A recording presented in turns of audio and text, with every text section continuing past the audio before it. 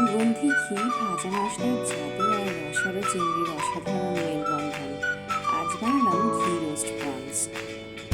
নিয়ে নিয়েছি খুবই অল্প পরিমাণে কিছুটা চিংড়ি মাছ। ম্যারিনেট করে নেব নুন দিয়ে দিচ্ছি হলুদ গুঁড়ো আর কিছুটা কাশ্মীরি লঙ্কার গুঁড়ো। 20 থেকে 25 মিনিট এইভাবে রেখে দেবো। শুকনো কাশ্মীরি লঙ্কা, ধনে, গোলমরিচ, শুকনো লঙ্কা নিয়ে নিয়েছি একটা ফ্রাই প্যান। তার মধ্যে দিয়ে দিচ্ছি সমস্ত মশলা। শুকনো খোলা কিছুক্ষণ নেড়ে নেব। যারা ঝাল খেতে ভালোবাসেন তাদের জন্য একদম অ্যাপ্রোপ্রিয়েট এটা। ঝাল অনুযায়ী আপনারা একটু মশলা কমিয়ে বা বাড়িয়ে নেবেন। শুকনো খোলায় মশলাগুলো ভাজা হয়ে গেছে, এবার নামিয়ে নিয়েছি। এটা সম্পূর্ণ ঠান্ডা হওয়া অবধি ওয়েট করব। নিয়েছি কড়াইতে কিছুটা ঘিটা গরম হয়ে এসেছে। এরপর আমরা একে একে চিংড়ি মাছগুলো দিয়ে দেবো।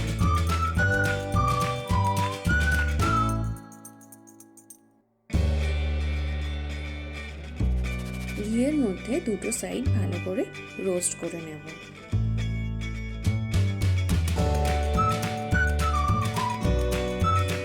রোস্ট করা হয়ে গেছে।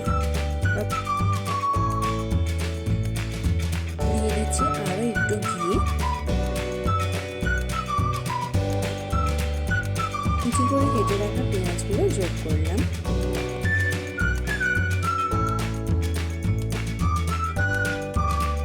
রোস্টেড গোটা মশলাগুলো পেস্ট করে নিলাম।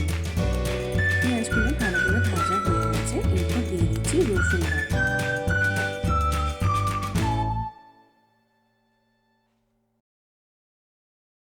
দিয়ে দিচ্ছি অল্প নুন।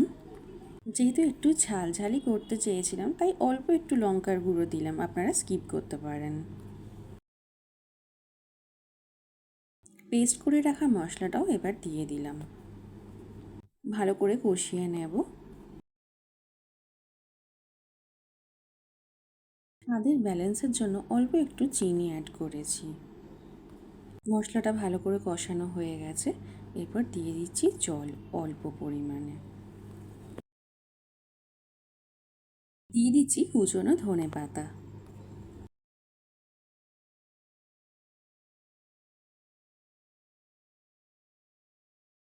দিয়ে রোস্ট করা চিংড়ি মাছগুলো এবার দিয়ে দিলাম।